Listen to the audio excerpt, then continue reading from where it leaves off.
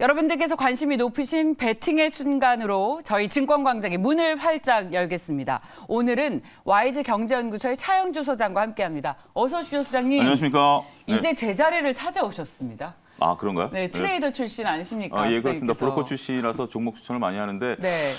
근데 주시장이 지금 별로 좋지가 않아서 네. 조금 부담스럽긴 합니다. 그래도 이러한 난관을 뚫고 갈 수 있는 종목 위주로 해서 여러분들께 최선의 종목을 찾도록 노력해 보도록 하겠습니다. 난세의 영웅이 나지 않습니까? 근데 주식시장은 뭐 그런 걸 바라는 것보다는, 그러니까 지금 여러분들이, 그러니까 제가 지금 생각은 그렇습니다. 이제 서두에 좀 말씀을 드릴 수 있는 게, 네. 돈을 벌어야 될 시장이 있고요. 돈을 지켜야 될 시장이 있습니다. 그러니까 주식시장이 1년 365일 열리지만 항상 돈을 벌 기회를 주지는 않는다라는 거. 그렇죠. 지금은 돈을 지켜야 되는 시기이지 돈을 벌려고 욕심부려서는 안 된다. 그렇기 때문에 지금은 지금을 관통할 수 있는, 그러니까 단기 시세 차익을 노리다가는 오히려 손해를 보실 수 있기 때문에 좀 묵직묵직한 주식으로 좀 출발할 예정이고요. 그러다가 또 돈을 벌어야 될 때는 또 활발하게 돈을 벌 수 있는 종목으로 네. 여러분들에게 인사를 드리도록 하겠습니다. 예, 정말 그 시장이 시황에 따라서 해당 시기에 주식을 특히 잘 보는 성향을 가지고 있는 전문가분들 분명히 또 계시거든요. 네. 전 이제 방송을 오래 하는 입장에서 그런 측면에서 이렇게 어려운 부분에서 시장을 상대적으로 방어할 수 있는 주식을 네. 잘 소개해 주시는 저희 차영주 소장을 특별히 그래서 고민 끝에 모셨습니다. 30%에서 모셨으니까 앞으로 저희 도움 많이 받겠습니다. 네, 열심히 더 소장님. 신경 써서 노력하도록 하겠습니다. 네, 고맙습니다. 자, 기대가 됩니다. 저희 베팅의 순간 오늘 첫 번째 종목으로 시작하겠습니다. 자, 저희는 KB금융으로 시작하겠습니다. 소장님 어떤 베팅 하시겠습니까? 저는 KB금융에 대해서는 상당히 긍정적인 생각을 가지고 있습니다. 우리가 이제 금리 인상기에 금융주들의 수익이 좋다, 뭐 이런 얘기들을 흔히 하시는데요. 네. 그렇다면 금융 지주회사보다 보험사들이 좋을 수 있죠. 보험사들이 채권 보유량이 많기 때문에 그래서 지금 이제 보험주들도 올라가는 그런 이유 아니겠습니까?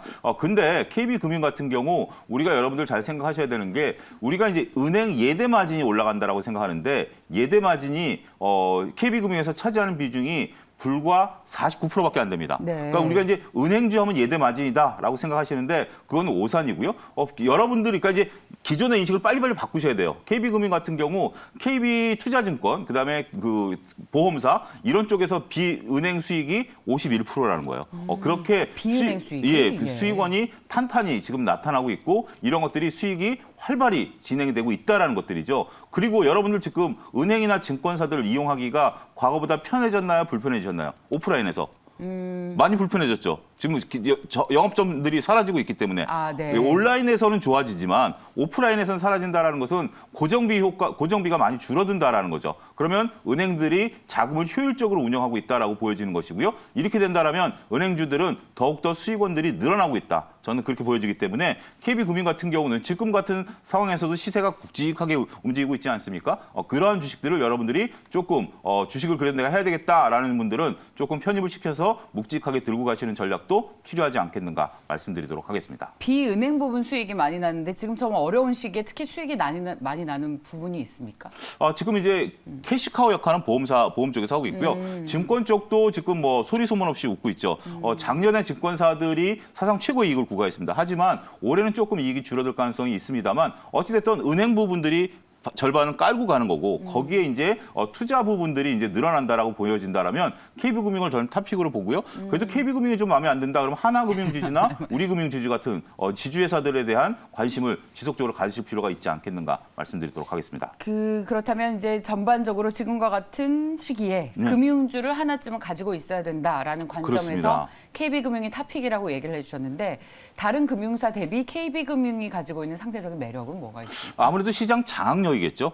지금 현재 앞서 언급드린 하나금융지주나 우리금융지주도 나쁘지는 않습니다. 근데 현재 지금 KB금융이 시장에서 차지하고 있는 역할 같은 경우는 지금 현재 뭐 거의 국채은행 수준에 있었다가 지금 이제 이제 분사가 돼서 이제 나오고 있는데 이 포트폴리오가 상당히 좋습니다. 다른 은행들은 그래도 아직까지는 은행 쪽의 비중이 너무 큽니다.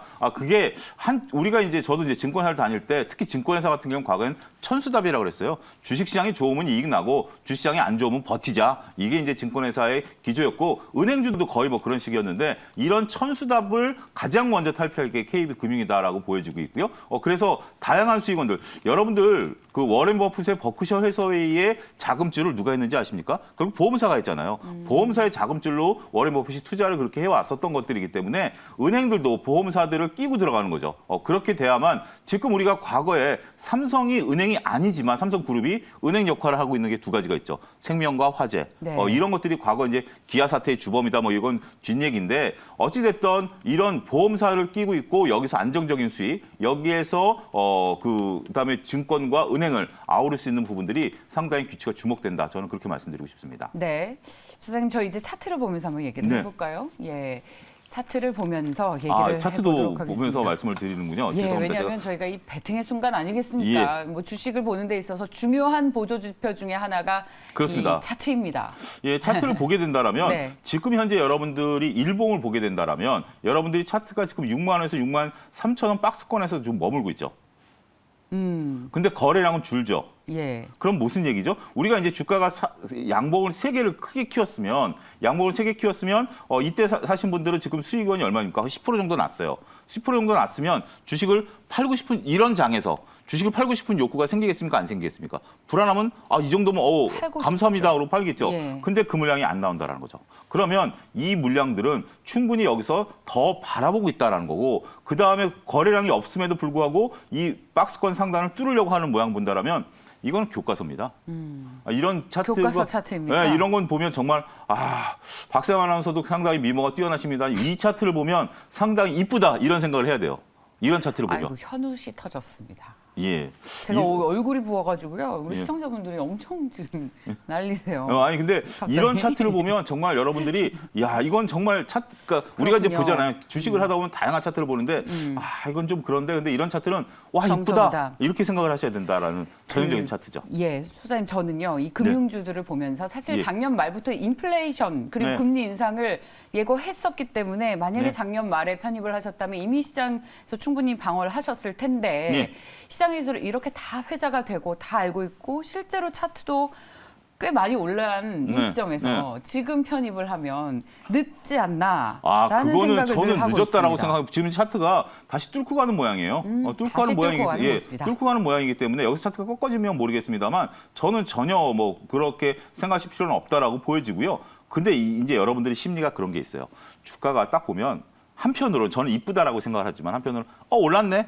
라고 생각하시는 분들도 있어요. 이거를 내가 따라 사야 돼? 라고 생각하시지만 그러면 여러분들 빠진 주식을 사야 되겠습니까? 올라가는 주식을 사야 되겠습니까? 심적으로는 빠진 주식 사고 싶죠. 근데 지금 빠지는 것들은 이유가 있어요. 지금 박세환 아나운서께서 서두에 포문을 열으셨던 카카오 같은 경우 싸 보이죠. 9만 원이 깨졌는데 저는 그보다 더 빠질 것처럼 보여지거든요. 그렇기 때문에 빠진 걸 사기보다는 우리가 좋은 걸 사서 그 대신 불안감은 있는 건 사실이죠. 그런 거를 대비하기 위해서는 손절 라인을 걸어 놓으시면 이런 주식들을 사는 게 오히려 더 주가에서 견뎌낼 수 있다 말씀드릴 수 있겠습니다. 네, 고맙습니다. 자, KB금융 살펴봤습니다. 다음 종목으로 이어가겠습니다. 네, 저희 두 번째 종목은 DB하이텍입니다. 네. 어떤 베팅 하시겠습니까, 소장님? DB하이텍도 사야죠. 왜 DB하이텍을 사야 되냐면 우리가 이제 반도체 그러면 우리가 랜드라든지 뭐 메모리, 비메모리 이런 것만 얘기하는데 삼성이 바이든 대통령이 자동차용 반도체를 만들어라라고 압박을 했잖아요. 그리고 많은 분들이 자동차용 반도체를 생각을 했죠. 근데 왜 파운드리 진출할까요? 이제는 그러니까 이제 우리가 과거에는 어떤 뭐 정형화된 반도체들이 필요하죠. 그거 뭐 무시 못합니다. 정형화된 거 필요한데 이제는 맞춤형 반도체들이 필요하다라는 거예요. 우리가 이제 사물 인터넷이라든지 AI라든지 이런 쪽들을 가면 맞춤형 반도체를 필요한데 맞춤형 반도체를 하기 위해서는 파운드리가 필요하다는 거죠. 예. 이거는 주문 제작이기 때문에 그렇기 때문에 지금 미국에서도 필라델피아 반도체 지수가 빠지고 미국에서 뭐 여러 가지 주식들이 빠지지만 TSMC는 잘 안 빠져요. 그럴 정도로 그러니까 삼성이 파운드리 간다라는 것은 파운드리 시장이 먹거리가 있다라는 거예요. 거기에 우리나라의 대표 주자는 누구죠? DB하이텍입니다. 지금 현재 여러분들 DB하이텍 주가를 차트를 보게 된다면 삼성전자와 SK하이닉스 주가 반대로 가고 있죠. 이런 모습들을 보게 된다면 파운드리 쪽은 앞으로 먹거리가 충분하다. DB하이텍의 단점이라고 보였던 게 뭐냐면 이게 그동안 DB하이텍을 펀드 매니저들이 좀 주재했던 것들이 뭐냐면 조금 투자를 좀 적게 했어요. 그러니까 삼성이라든지 SK하이닉스가 투자를 많이 해왔는데 DB하이텍은 그냥 있는 것 같고 먹거리를 했어요. 그러다 보니까 DB하이텍이 투자를 좀 안 하다 보니까 감익 요소가 있다라고 했는데 이게 신의 한 수였습니다. 예. 왜 신의 한 수였냐라고 얘기를 하면 DB하이텍이 만약에 지금 작년서부터 증설 욕구가 컸었어요. 이쪽 파운드리 쪽이 컸으니까. 그러면 작년에 계획 세워서 올해 만약에 설비 투자를 했다라고 치면 삼성이랑 부딪히죠. 삼성이랑 부딪히면 삼성이라는 것이 갑자기 뛰어든다 하더라도 뭐 뛰어들면 DB하이텍이랑 합쳐지잖아요. DB하이텍은 공장을 증설했는데 삼성이 뛰어들어?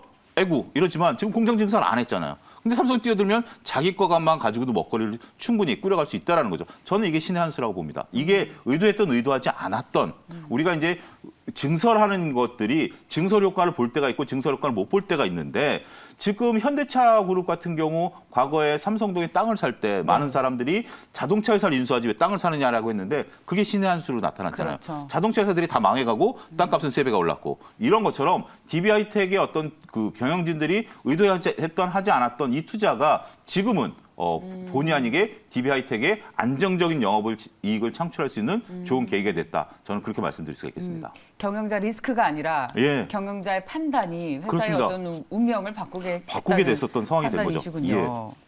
좋습니다. DB하이텍은 그만큼 또 많은 분들이 선호하시는 그런 종목인데 주가에 그대로 반영이 되고 있습니다. 최고가입니다. 이 장이 안 좋을 때 이렇게 최고가 부근에서 거래가 되고 있는 종목은 정말 손이 잘 안 가죠. 근데 여러분들 이걸 바꾸셔야 돼요. 그러니까 이제 주식을 하다 보면 이 심리를 역행하는 것 때문에 어려운 거예요. 여러분들이 빠진 것을 사고 싶어하는 심리는 당연해요. 저도 그래요. 빠진 게 이거 살만하지 않을까 눈에 들어오는데 빠진 건 빠진 이유가 있고요. 올라가는 건 올라가는 이유가 있습니다. 그런 것들을 여러분들이 이 마인드를 좀 바꾸기 시작하는 거, 이 연습부터 하시는 것이 주식 투자가 제대로 가는 첫걸음이 된다 말씀드릴 수 있겠습니다. 네, 자 그렇다면 우리 소장님께서는 가격 전략 어떻게 세우고 계신지 궁금합니다. 일단 지금 83,900원 오늘 가격대인데요. 일단은 뭐 8만 원에서 8만 3천 원 부근에서는 충분히 매수가 가능하다라고 보여지고요. 목표 주가는 과감하게 10만 원 제시해드리도록 하겠습니다. 네. 하지만 손절 라인은 7만 8천 원. 이런 것들은 손절 라인은 짧게 가져가셔야 돼요. 손절 라인은 7만 8천 원 손절 라인 보시고 여러분들이 잘 보실 때 10만 원에 지금은 올인하시기보다는 7만 8천 원 오면 내가 손절할 정도의 양만 들어가시는 것이 지금은 좋다. 이렇게 말씀드릴 수가 있겠습니다. 그렇군요. 네. 너무나 적극적으로 담기보다는 네. 지금 장이 이러니까 예. 이것은 뭐 우리가 숲이 불타버리면 아무리 좋은 나무라도 성장하기 어려운 것이기 때문에 그러한 것들에 대해서 여러분들의 리스크 관리도 겸용해서 말씀드리도록 하겠습니다. 네, 고맙습니다. 자, 두 번째 종목은 DB하이텍이었습니다. 세 번째 종목으로 이어가겠습니다. 기아. 예. 악셀 밟을까요? 기아는 저는 올해 그러니까 작년에 자동차주들이 굉장히 대중주의임에도 불구하고 많은 투자자분들을 괴롭게 했어요.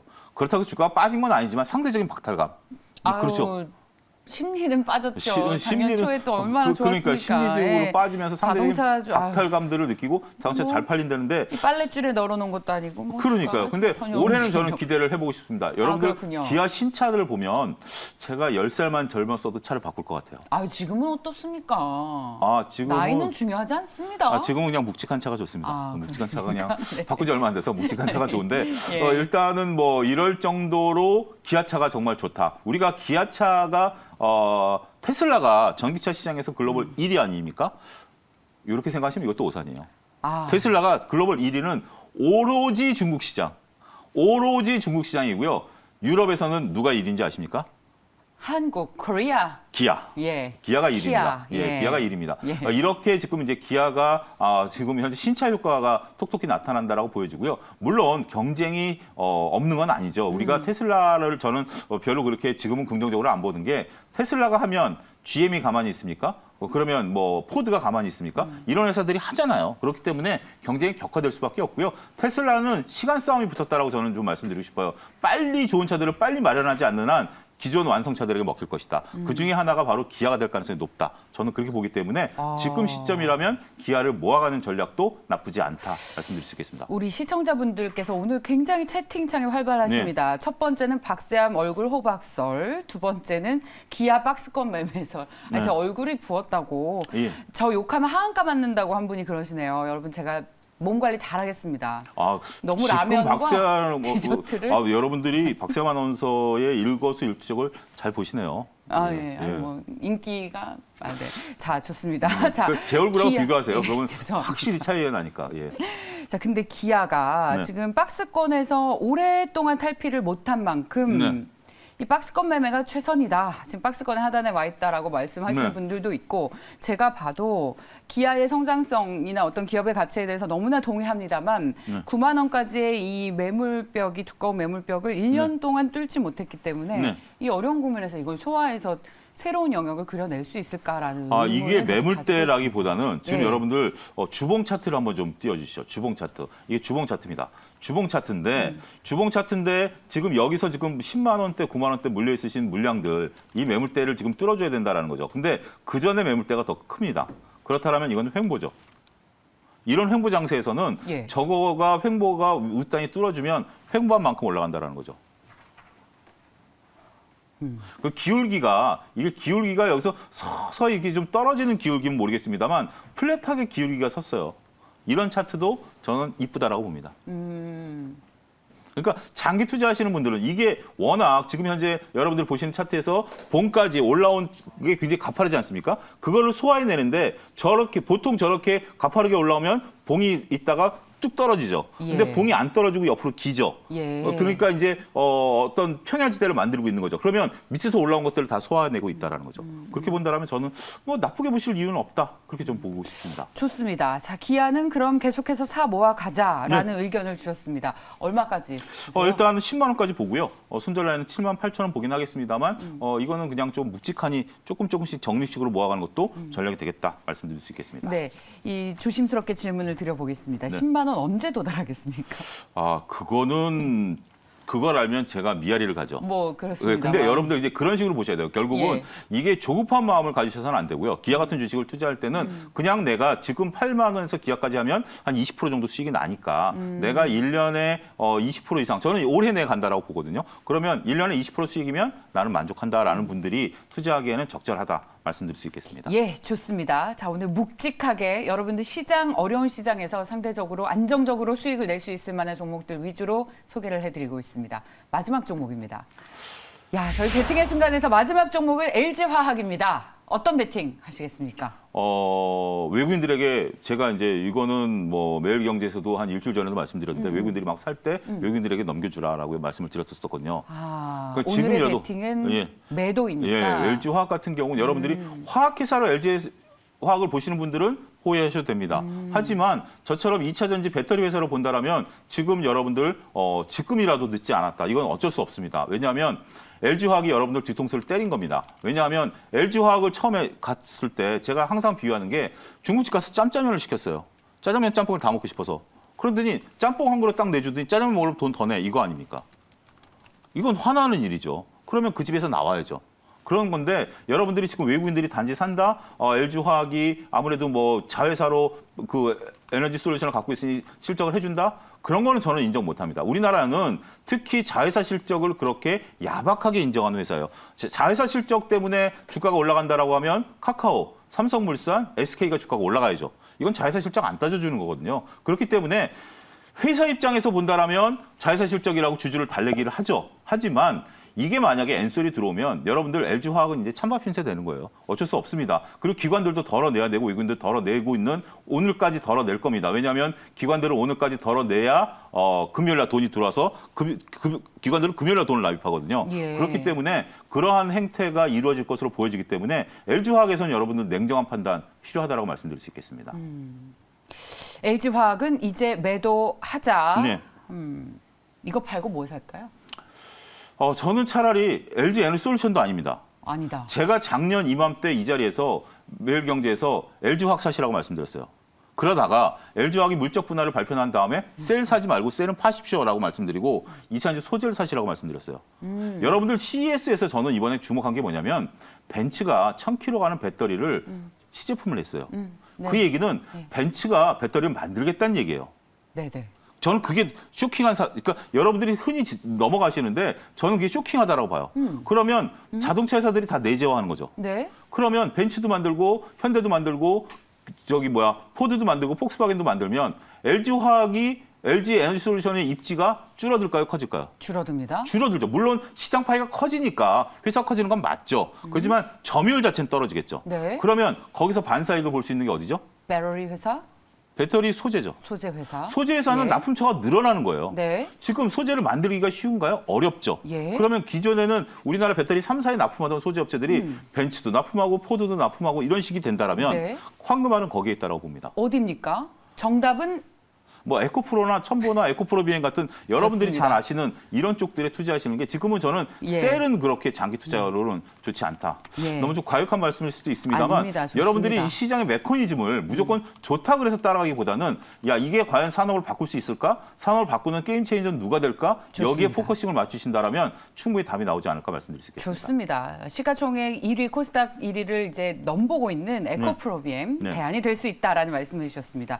이 자리에 찰떡이십니다, 소장님. 아, 그런가요? 앞으로 저와의 또 환상의 궁합을 발휘해서 우리 시청자 여러분들께 높은 수익으로 돌려드리겠습니다. 베팅의 순간 YG경제연구소의 차영주 소장이었습니다. 고맙습니다. 감사합니다.